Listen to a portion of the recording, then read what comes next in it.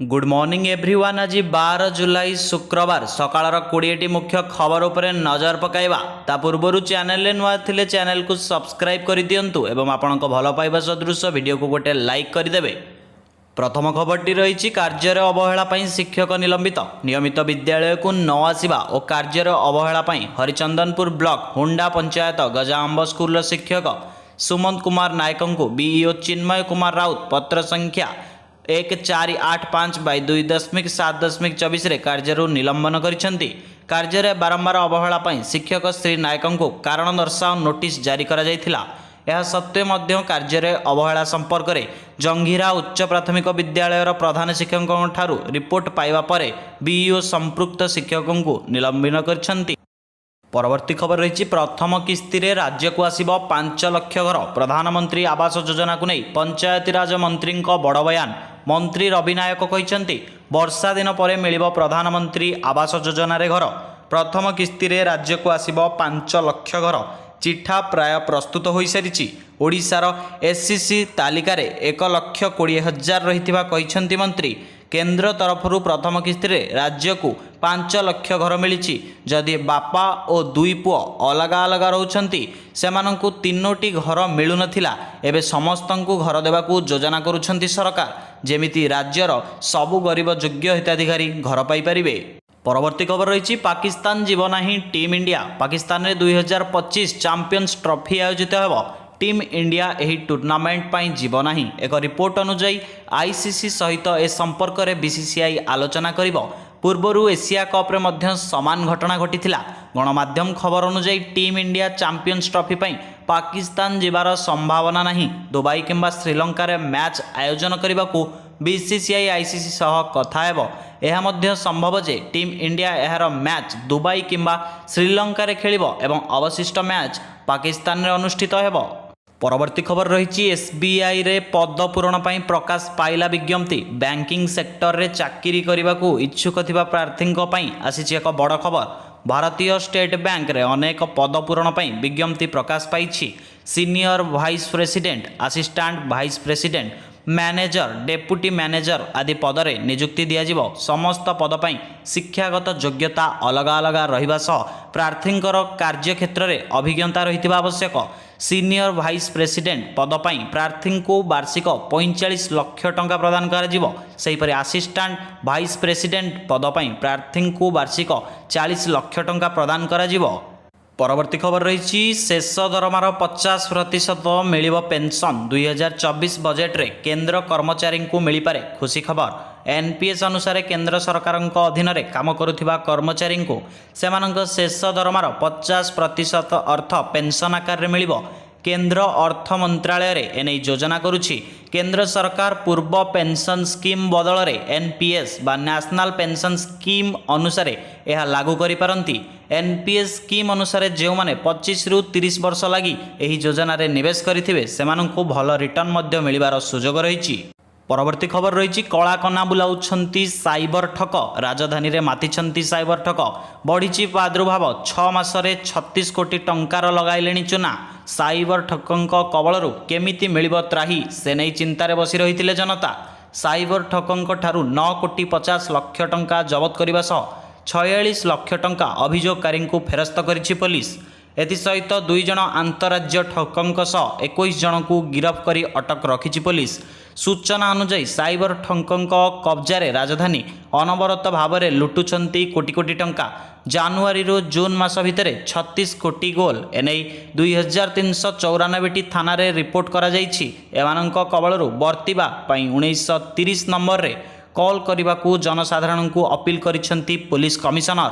परवर्ती खबर रही शेष में नरमिला चाइना। भारत एवं चाइना मध्य दीर्घदिन धरी चली आसुथिबा तिक्तता मध्य वैदेशिक मंत्री वांग ई भारतर जातीय सुरक्षा परामर्शदाता अजित डोभाल सह काम करने को इच्छा प्रकाश करिसेंती। चाइना वैदेशिक मंत्री पूर्व लद्दाखर सीमांत अंचल में परिस्थिति सह जड़ित समस्यार समाधान संपर्क में आलोचना करिसेंती। चाइना एवं भारत मध्य संपर्क द्विपाक्षिक सीमा अतिक्रम कर विश्वर महत्व रही।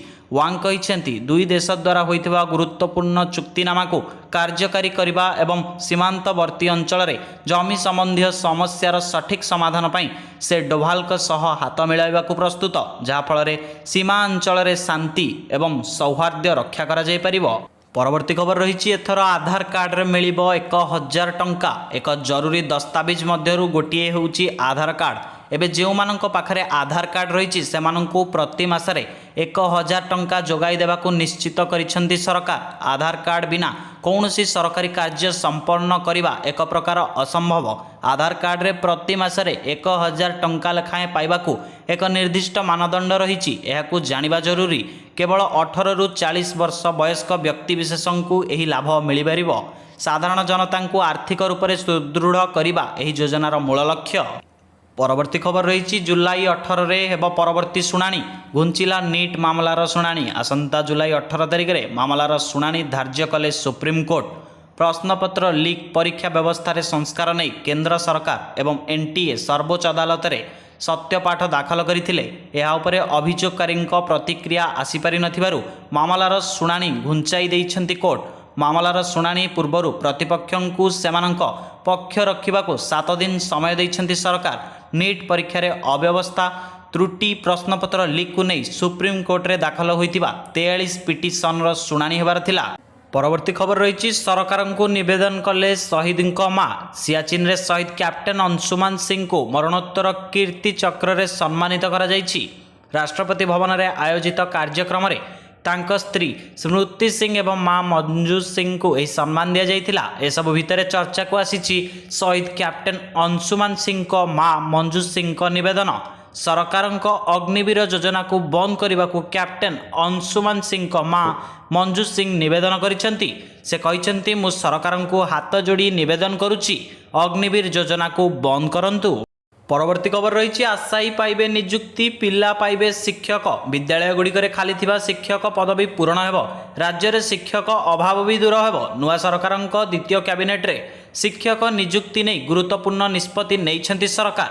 ଓଡ଼ିଶା ବିଦ୍ୟାଳୟ ଶିକ୍ଷା ପ୍ରାଧିକରଣ ଦ୍ୱାରା 18,788 ପ୍ରାର୍ଥୀଙ୍କ ଚୟନ ତାଲିକା ଅନୁଯାୟୀ ନିଯୁକ୍ତି ଦିଆଯିବ। ରାଜ୍ୟରେ ଏବେ ବିଦ୍ୟାଳୟ ଓ ଗଣଶିକ୍ଷା ବିଭାଗରେ ସର୍ବାଧିକ 57,000 ପଦବୀ ଖାଲି ପଡ଼ିଛି। ପରବର୍ତ୍ତୀ ଖବର ରହିଛି, 55 ଟଙ୍କାରେ ମାସକୁ 3000 ଲାଭ। ସାଧାରଣ ଲୋକଙ୍କ ପାଇଁ ଅନେକ କଲ୍ୟାଣକାରୀ ଏବଂ ଲାଭଦାୟକ ଯୋଜନା କେନ୍ଦ୍ର ସରକାରଙ୍କ ଦ୍ୱାରା ପରିଚାଳିତ ହେଉଛି। ଏଥିରେ ଏକ ପ୍ରଧାନମନ୍ତ୍ରୀ ଶ୍ରମଯୋଗୀ ମାନଧନ ଯୋଜନା ବି ସାମିଲ ଅଛି। ଏହି ଯୋଜନା ଅଧୀନରେ ମାତ୍ର 55 ଟଙ୍କା ବିନିଯୋଗ କରି ଆପଣ ମାସିକ 3000 ଟଙ୍କା ପର୍ଯ୍ୟନ୍ତ ପାଇପାରିବେ। ଯଦି ଆପଣଙ୍କ ବୟସ 18 ବର୍ଷରୁ 40 ବର୍ଷ ମଧ୍ୟରେ ହୋଇଥାଏ ଓ ଆପଣ ଜଣେ ଶ୍ରମିକ, ରାସ୍ତାକଡ଼ ବିକ୍ରେତା, ପ୍ରବାସୀ ଶ୍ରମିକ, କୃଷକ କିମ୍ବା ଆପଣଙ୍କର ମାସିକ ଆୟ 15,000ରୁ କମ୍, ତେବେ ଆପଣ ଏହି ଯୋଜନା ପାଇଁ ଆବେଦନ କରିପାରିବେ, ଯେଉଁଥିରେ 60 ବର୍ଷ ପରେ ହିତାଧିକାରୀ ପେନ୍ସନ୍ ସୁବିଧା ପାଇପାରିବେ। ପରବର୍ତ୍ତୀ ଖବର ରହିଛି, ବାପାକୁ ମାରି ମାଟିରେ ପୋତି ପୁଅ ଗିରଫ। ବାପା ପ୍ରଭାକର ବେହେରାକୁ ପୁଅ ରମେଶ ଜୀବନରୁ ମାରି ମୃତଦେହ ଘର ପଛପଟ ଚାଷ ଜମିରୁ ଉଦ୍ଧାର ହେବା ପରେ ପୋଲିସ ତଦନ୍ତ ଆରମ୍ଭ କରି ଶେଷରେ ପୁଅକୁ ଗିରଫ କରିଛି। ସିମୁଳିଆ ପୋଲିସ ବାଲେଶ୍ୱର ଜିଲ୍ଲା ସିମୁଳିଆ ଥାନା ଅନ୍ତର୍ଗତ ଗରସଙ୍ଗ ଗ୍ରାମର ବାପା ପ୍ରଭାକର ବେହେରା, ମା ଚମ୍ପା ବେହେରା ନିଖୋଜ ଥିବାର କାରଣ ଝିଅ ମମତା ମଲ୍ଲିକ ଜୁନ୍ 21 ତାରିଖରେ ସିମୁଳିଆ ଥାନାରେ ଅଭିଯୋଗ କରିଥିଲେ। ସିମୁଳିଆ ପୋଲିସ ପକ୍ଷରୁ ଏକ ଜେସିପି ସାହାଯ୍ୟରେ ବିଲରେ ଖୋଜିବା ଆରମ୍ଭ କରିଥିଲା। ତେବେ ରମେଶଙ୍କ ଘର ପଛପଟେ ବାପାଙ୍କ ମୃତଦେହ ବିଲରେ ପୋତା ହୋଇଥିବା ଅବସ୍ଥାରେ ଉଦ୍ଧାର କରିଥିଲେ। ପରବର୍ତ୍ତୀ ଖବର ରହିଛି, ମୁଖ୍ୟମନ୍ତ୍ରୀଙ୍କୁ ଚିଠି ଲେଖିଲେ ନବୀନ। ମୁଖ୍ୟମନ୍ତ୍ରୀଙ୍କୁ ଚିଠି ଲେଖିଛନ୍ତି ବିରୋଧୀ ଦଳ ନେତା ନବୀନ ପଟ୍ଟନାୟକ। ଚିଠିରେ ନବୀନ ପଟ୍ଟନାୟକ ଦର୍ଶାଇଛନ୍ତି, ମହାପ୍ରଭୁ ଜଗନ୍ନାଥ ଓଡ଼ିଆ ଅସ୍ମିତାର ପ୍ରତୀକ। ଏଭଳି ଘଟଣା ଜଗନ୍ନାଥ ପ୍ରେମୀଙ୍କୁ ବ୍ୟଥିତ କରିଛି। ମୁଁ ମଧ୍ୟ ଏହି ଘଟଣାରେ ଅତ୍ୟନ୍ତ ମର୍ମାହତ। ହଜାର ହଜାର ବର୍ଷର ପରମ୍ପରାରେ ଏଭଳି କେବେ ଘଟିନଥିଲା। ବଡ଼ ଠାକୁର ବଳଭଦ୍ର ପଡ଼ିଥିବା ଅତ୍ୟନ୍ତ ହୃଦୟ ବିଦାରକ। ସିଏମ୍ ନିଜେ ଦାୟିତ୍ୱ ନେଇ ସୁନିଶ୍ଚିତ କରାନ୍ତୁ ବୋଲି ନବୀନ ତାଙ୍କ ଚିଠିରେ ଉଲ୍ଲେଖ କରିଛନ୍ତି। ପରବର୍ତ୍ତୀ ଖବରଟି ରହିଛି, ଇତିହାସ ରଚିଲା ଟିମ୍ ଇଣ୍ଡିଆ। ପ୍ରଥମ ଦଳ ଭାବେ T20ରେ 150ଟି ମ୍ୟାଚ୍ ଜିତିବାର ରେକର୍ଡ କରିଛି। ଏହି ତାଲିକାର ଦ୍ୱିତୀୟ ସ୍ଥାନରେ ଅଛି ପାକିସ୍ତାନ। ପାକିସ୍ତାନ 142ଟି ମ୍ୟାଚ୍ରେ ବିଜୟୀ ହୋଇଛି। 111ଟି ବିଜୟ ସହିତ ନ୍ୟୁଜିଲାଣ୍ଡ ତୃତୀୟ ସ୍ଥାନରେ ଥିବାବେଳେ 105ଟି ବିଜୟ ସହିତ ଅଷ୍ଟ୍ରେଲିଆ ଚତୁର୍ଥ ସ୍ଥାନରେ ରହିଛି। ପଞ୍ଚମ ସ୍ଥାନରେ ରହିଛି ଦକ୍ଷିଣ ଆଫ୍ରିକା। ଏହି ଦଳ 104ଟି T20 ମ୍ୟାଚ୍ ଜିତିଛି। ଭାରତ ବର୍ତ୍ତମାନ ସୁଦ୍ଧା 230ଟି ଟି20 ମ୍ୟାଚ୍ ଖେଳିଥିବା ବେଳେ ସେଥିରୁ 150ଟିରେ ବିଜୟ ହୋଇଛି। ପରବର୍ତ୍ତୀ ଖବର ରହିଛି ସିଆଇଏସ୍ଏଫ୍ ନିଯୁକ୍ତିରେ ଅଗ୍ନିବୀରଙ୍କ ପାଇଁ ରହିବ 10% ସଂରକ୍ଷଣ। ଅଗ୍ନିବୀରଙ୍କ ପାଇଁ ଏକ ବଡ଼ ଖବର। ଅଗ୍ନିବୀର କର୍ମଚାରୀଙ୍କ ସ୍ୱାର୍ଥକୁ ଦୃଷ୍ଟିରେ ରଖି ଗୃହ ମନ୍ତ୍ରାଳୟର ଏକ ବଡ଼ ନିଷ୍ପତ୍ତି ନେଇଛି। ବର୍ତ୍ତମାନ ପୂର୍ବତନ ଅଗ୍ନିବୀରଙ୍କୁ ପାରାମିଲିଟାରୀ ଫୋର୍ସ ସିଆଇଏସ୍ଏଫ୍ରେ 10% ସଂରକ୍ଷଣ ମିଳିବ। ସିଆଇଏସ୍ଏଫ୍ ଏହାକୁ ତତ୍କାଳ କାର୍ଯ୍ୟକାରୀ କରିବ। ବର୍ତ୍ତମାନ ଗୃହ ମନ୍ତ୍ରାଳୟର ଏହି ପଦକ୍ଷେପ ସହିତ ବିରୋଧୀଙ୍କୁ ଚକମା ଦେଇଛି। କେନ୍ଦ୍ରର ଏହି ନିଷ୍ପତ୍ତିରୁ ହଜାର ହଜାର ଅଗ୍ନିବୀର ଉପକୃତ ହେବେ। ବିରୋଧୀ ଦଳର ନେତା ତଥା କଂଗ୍ରେସ ସାଂସଦ ରାହୁଲ ଗାନ୍ଧୀ ଏହା ଉପରେ ସରକାରଙ୍କ ଉପରେ କ୍ରମାଗତ ଆଟାକ୍ କରୁଛନ୍ତି। ପରବର୍ତ୍ତୀ ଖବର ରହିଛି ଆଇଏଏସ୍ ମ୍ୟାଡାମଙ୍କ ଭିଆଇପି ଡିମାଣ୍ଡ। ମହାରାଷ୍ଟ୍ରର ଜଣେ ମହିଳା ଆଇଏଏସ୍ ଅଧିକାରୀ ଏବେ ଚର୍ଚ୍ଚାରେ। ଅଡି କାରରେ ନାଲି ବତି ଲଗାଇ ଓ ନିୟମ ବେଖାତିର କରି ବଦଳିରେ ବିବାଦୀୟ ଆଇଏଏସ୍ ଅଫିସର। ମହାରାଷ୍ଟ୍ରର ପୁନେ ଜଣାଶୁଣା ଆଇଏଏସ୍ ଡକ୍ଟର ପୂଜା ଖେଡକରଙ୍କୁ ବଦଳି କରାଯାଇଛି। ତାଙ୍କୁ ବର୍ତ୍ତମାନ ୱାସିମ ଜିଲ୍ଲାର ସହକାରୀ କଲେକ୍ଟର ଭାବରେ ନିଯୁକ୍ତ କରାଯାଇଛି। ନୂତନ ଆଦେଶରେ ଦର୍ଶାଯାଇଛି ଯେ 2023 ବ୍ୟାଚ୍ ଆଇଏଏସ୍ ଅଧିକାରୀ ତାଙ୍କ ଯାଞ୍ଚର ଅବଶିଷ୍ଟ ସମୟ ମଧ୍ୟରେ ୱାସିମ ଜିଲ୍ଲାର ସୁପର ନ୍ୟୁମେରାରୀର ଆସିଷ୍ଟାଣ୍ଟ କଲେକ୍ଟର ଭାବରେ କାର୍ଯ୍ୟ କରିବେ। ପରବର୍ତ୍ତୀ ଖବରଟି ରହିଛି ଜାପାନରେ ଗାଡ଼ି ଚଳାଇବେ ଓଡ଼ିଶା ଡ୍ରାଇଭର। ଓଡ଼ିଶା ଚାଳକଙ୍କ ପାଇଁ ବିଦେଶ ନିଯୁକ୍ତିର ସଫଳତା।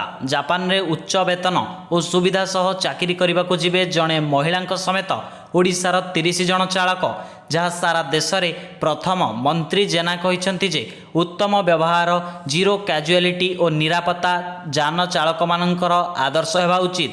ସେମାନେ ସଡ଼କ ସୁରକ୍ଷା କ୍ଷେତ୍ରରେ ଗୁରୁତ୍ୱପୂର୍ଣ୍ଣ ଭୂମିକା ଗ୍ରହଣ କରିପାରିବେ। ଜାପାନ ଯିବା ପୂର୍ବରୁ ଏହି ଯାନ ଚାଳକମାନେ ବେଙ୍ଗାଲୁରୁରେ ଜାପାନୀ ଭାଷା, ସଂସ୍କୃତି ଏବଂ ନିୟମାବଳୀ ଉପରେ ତାଲିମ ନେବେ। ପରବର୍ତ୍ତୀ ଖବର ରହିଛି ବିହାରରେ ବର୍ଷା ଭାଙ୍ଗିଲା 20 ବର୍ଷର ରେକର୍ଡ। ବିହାରରେ ବର୍ଷା ବିତ୍ପାତ। ବର୍ଷା ଭାଙ୍ଗିଛି 20 ବର୍ଷର ରେକର୍ଡ। ବିପଦ ସଂକେତ ଉପରେ ପ୍ରଭାବିତ ହେଉଛି କୋଶି ଗଣ୍ଡଳ ଓ ବାଗମତୀ। 2004 ପରେ ବିହାରରେ ସବୁଠୁ ଅଧିକ ବର୍ଷା ହୋଇଛି, ଯେଉଁଥିପାଇଁ ରାଜ୍ୟର ଅବସ୍ଥା ବିଗିଡ଼ି ଯାଇଛି। କୋଶି, ଗଣ୍ଡକ, ବାଗମତୀ, ମହାନନ୍ଦା, ପରମାନ ଭଳି ନଦୀଗୁଡ଼ିକ ବିପଦ ସଂକେତ ଉପରେ ପ୍ରଭାବିତ ହେଉଛି। ପଶ୍ଚିମ ଚମ୍ପାରଣ, ପୂର୍ବ ଚମ୍ପାରଣ, ଗୋପାଳଗଞ୍ଜ, ମଧୁବନୀ ଏବଂ କୋଶି ସୀମାଞ୍ଚଳର ଅନେକ ଜିଲ୍ଲାରେ ଥିବା ଗାଁ ସବୁ ଜଳମଗ୍ନ ହୋଇପଡ଼ିଛି। ପରବର୍ତ୍ତୀ ଖବର ରହିଛି ଜନ୍ମଠାରୁ ପାଠପଢ଼ା ଯାଏଁ ଝିଅମାନଙ୍କ ସବୁ ଖର୍ଚ୍ଚ ବହନ କରିବେ ସରକାର। ବିଶେଷ କରି ଦାରିଦ୍ର୍ୟ ସୀମାରେଖା ତଳେ ରହୁଥିବା ଝିଅମାନଙ୍କ ପାଇଁ ଏହିଭଳି ଯୋଜନା ଆରମ୍ଭ କରାଯାଇଛି। ଏହି ଯୋଜନାରେ କେନ୍ଦ୍ର ସରକାର କେବଳ କନ୍ୟା ସନ୍ତାନଙ୍କୁ ଆର୍ଥିକ ସହାୟତା ଦେଇଥାନ୍ତି। ଏହି ଯୋଜନାରେ କେନ୍ଦ୍ର ସରକାର କନ୍ୟା ଜନ୍ମ ହେଲେ 5,000 ଟଙ୍କା ଆର୍ଥିକ ସହାୟତା ପ୍ରଦାନ କରିଥାନ୍ତି। ଏତଦ୍ ବ୍ୟତୀତ 10ମ ଶ୍ରେଣୀ ପର୍ଯ୍ୟନ୍ତ ଝିଅମାନଙ୍କ ପାଠପଢ଼ା ପାଇଁ ଅନେକ ପ୍ରକାରର ଆର୍ଥିକ ସହାୟତା ପ୍ରଦାନ କରାଯାଇଥାଏ। ଏଥିସହିତ କେଉଁ ଜିଲ୍ଲାରୁ ଆପଣ ଭିଡ଼ିଓଟିକୁ ଦେଖୁଛନ୍ତି କମେଣ୍ଟ ସେକ୍ସନରେ ଜଣାଇବା ପାଇଁ ଭୁଲିବେ ନାହିଁ। ଜୟ ଜଗନ୍ନାଥ।